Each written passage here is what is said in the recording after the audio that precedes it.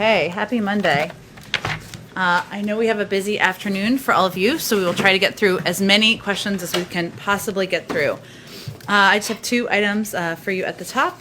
This morning, the White House, we released 50 state-by-state fact sheets, in addition to fact sheets for Puerto Rico and the District of Columbia, laying out the critical necessity of passing the American Jobs Plan so we can invest in vital infrastructure, create good-paying jobs, and grow our economy. On the screens behind me, you'll see some of the needs outlined and the tangible difference the jobs plan will make in improving the lives of Americans. So, for a few highlights here, from 2010 to 2020, Florida has experienced 22 extreme weather events, costing the state up to $100 billion in damages. The president is calling for $50 billion to improve the resiliency of our infrastructure. Of course, there are many states across the country that have had weather events and have been impacted, but this is just one of the examples. In Michigan, there are more than 1,200 bridges and over 7,300 miles of highway in poor conditions. That's clearly an area that could benefit from funding, including the $115 billion for repairing roads and bridges in the plan.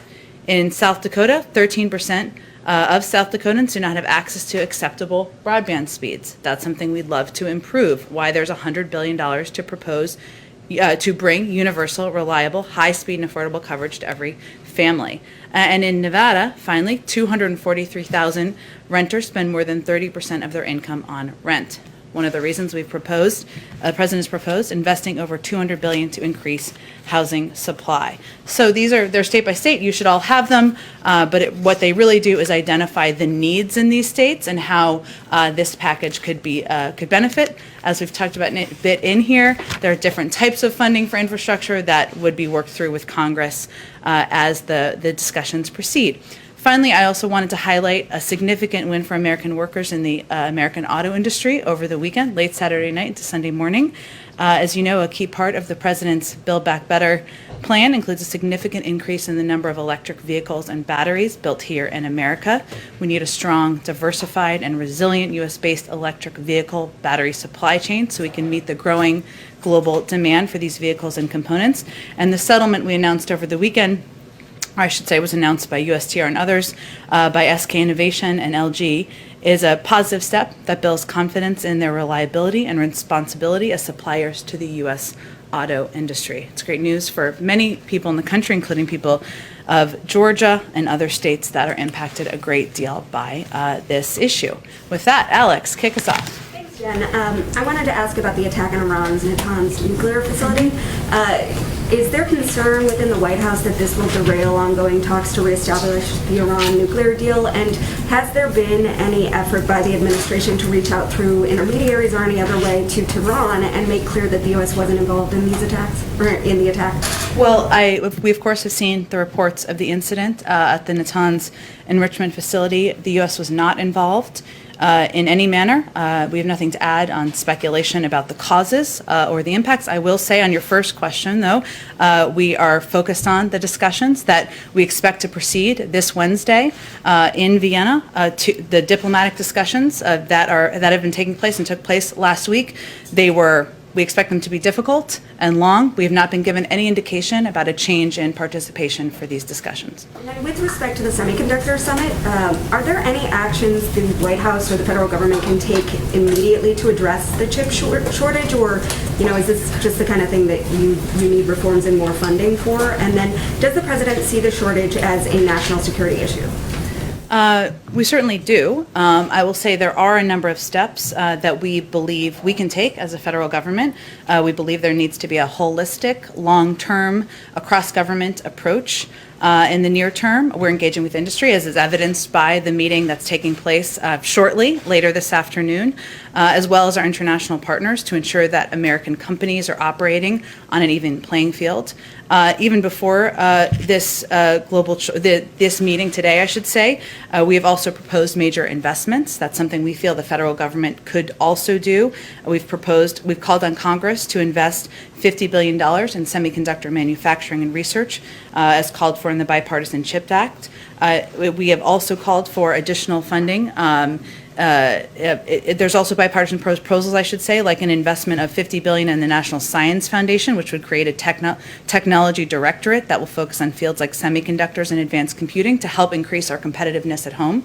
So our view is that this is certainly something where we need to work closely with industry. We need to work closely with Congress, Democrats and Republicans. There's agreement on this issue being one that's impacting industries across the country, also with allies and partners, and how we can prevent this shortage from happening in the future. Go ahead. Thank you, Jen. Just to follow up on the chip shortage and sort of short-term solutions. Yeah. Any conversations perhaps with chip manufacturers, like for example, Samsung, to prioritize U.S. orders for automakers, or any thoughts on perhaps getting rid of regulations that'll help kick in supplies for automakers? Any sense of what you can do now? Well, one of the reasons the president is stopping by this meeting that our National Security Advisor and our NEC Director are holding this afternoon is to hear directly from companies about the impacts, what would help them most through this period of time, and the shortage that, as you all have reported on, has impacted a range of industries across the country. So this isn't a meeting where we expect a decision or an announcement to come out of, but a part of our ongoing engagement and discussion about how to best address this issue over the long term, but also over the short term. Okay, and a couple of questions on immigration. We understand that there was an agreement with Honduras, Mexico, and Guatemala to place more troops at the border. And we understand that the Vice President was able to secure these commitments and have seen some numbers on, how many troops will be placed at these borders. But when were these agreements struck? And if you can just give us any sense of what this plan really entails. Well, there have been a series of bilateral discussions between our leadership and the regional governments of Mexico, Honduras, and Guatemala. Through those discussions, there was a commitment, as you mentioned, to increase border security. So Mexico made the decision to maintain 10,000 troops at its southern border, resulting in twice as many daily migrant interdictions. Guatemala surged 1,500 police and military personnel to its southern border with Honduras and agreed to set up 12 checkpoints along the migratory route. Honduras surged 7,000 police and military to disperse a large contingent of migrants. As with any diplomatic discussion, these discussions happen at several levels, and certainly, as you know, we have an envoy who has discussions with the region. We've had Roberta Jacobson working for a period of time to help have these discussions with the region about what steps can be taken to help reduce the number of migrants who are coming to the U.S.-Mexico border. To characterize it as these agreements were struck recently, and in the past few weeks, would it be fair to say that? I think that's fair to say, but I would also say that often these discussions are ongoing over a period of time and take place at several levels of the government, both here and within these countries. And is the plan to sort of apprehend these migrants who are trying to cross the border, or sort of as they're already on their way to the United States, is the plan to sort of, stop them there? How will this work? You'd have to speak with these countries about how they will be implementing. I think the objective is to make it more difficult to make the journey and make crossing the borders more difficult. Okay, thank you. Go ahead, Kelly. On Minnesota and another officer-involved shooting that resulted in the death of an African-American man, has the White House been in touch with Governor Walz, or are there any resources from the federal government that are being offered? And this comes at a time when obviously the Chauvin trial is progressing. Is there a federal plan for when that trial reaches its conclusion, whatever the outcome may be? And thirdly, I'm racing through them because we're short on time today. The president had promised as a candidate a police commission that Dr. Rice says will not go forward at this time. It seems obviously that officer-involved interactions with the public are intensely important at the moment. So first on Minnesota, and if you could address the police commission going forward. Sure, and just check me if I don't get to all of your questions. I will try to do my best. Let me first say that we are incredibly saddened.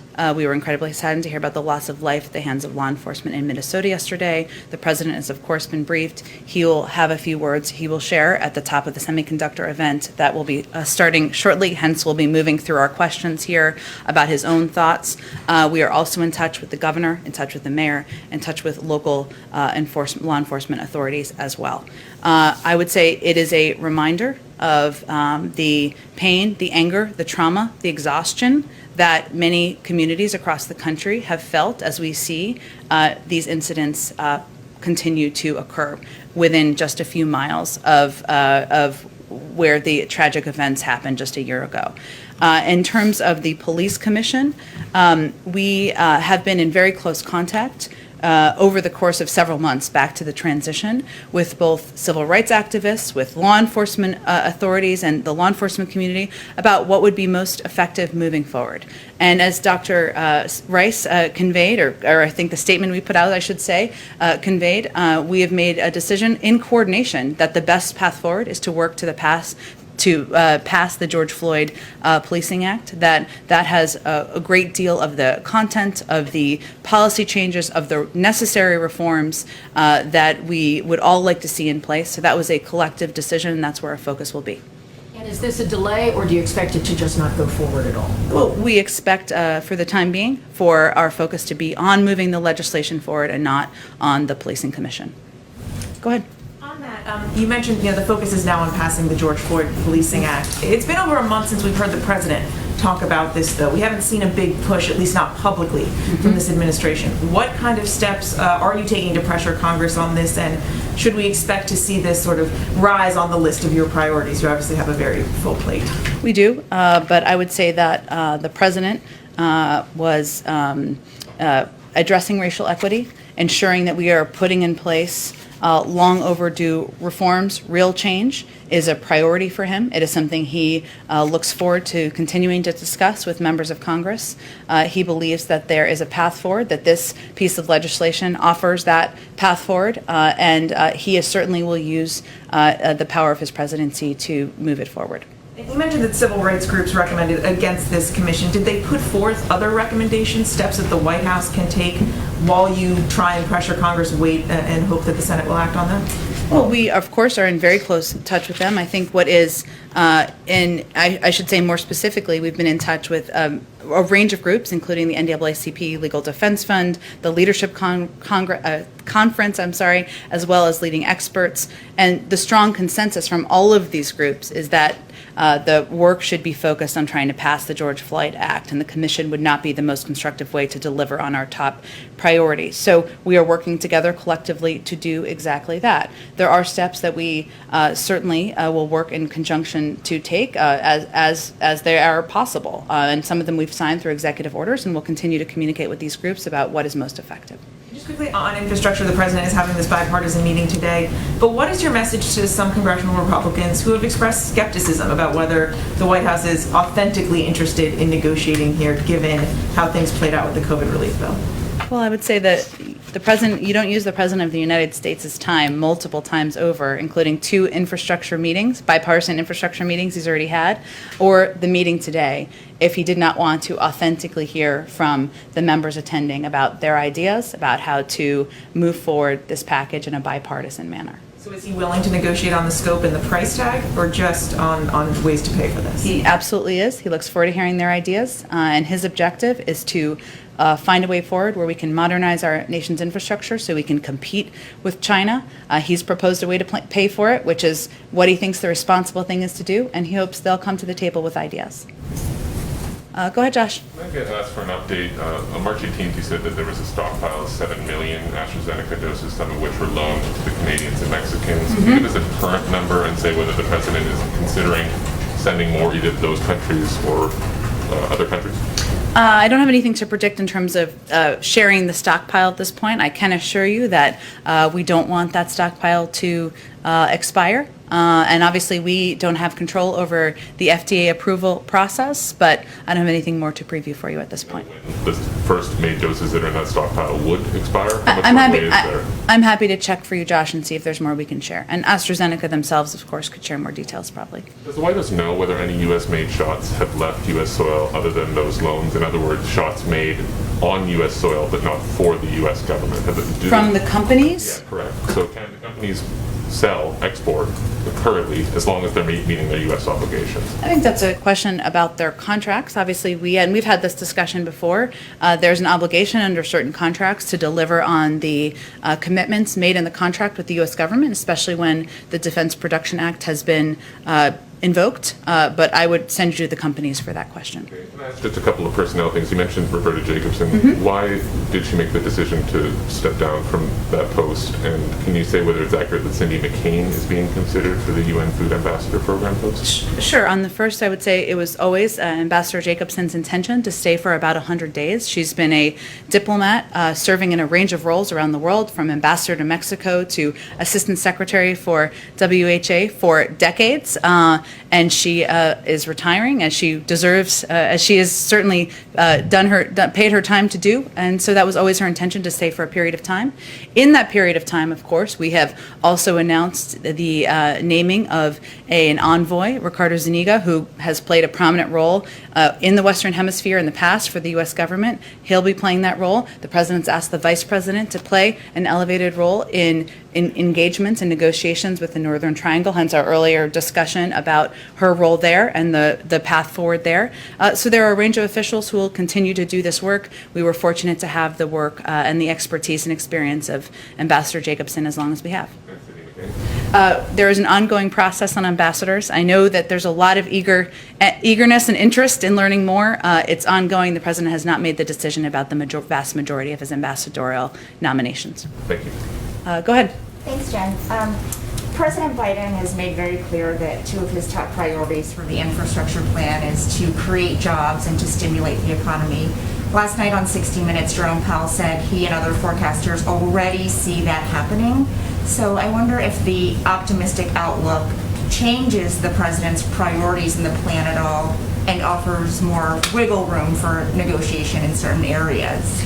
Do you mean we don't need as many jobs? I mean, the goal of the plan is to create jobs and stimulate the economy. And they're saying that's already happening, which is a great thing. So is he willing to scale back on some of these items because we're already seeing growth? Well, I unfortunately, I regularly watch 60 Minutes. I did not see the whole episode, so I don't know the whole context of his remarks. But I will say that part of what economists feel is that we are still behind, that we need to still do more. Because if you look at our last jobs report, we were still about 8.4 million jobs in the red, that we needed to create, that we needed to Americans we needed to put back to work. There are still parts of the American population, high levels of unemployment among African Americans, Latino Americans, Asian Americans, that we need to work to address. This is definitely a jobs package, hence the American Jobs Plan. But what it also does is it helps modernize, invest in our nation's infrastructure, and do that in a way that will help us compete over the long term and help us have jobs for the future. So there are many objectives of this package, but certainly we feel there is more work to be done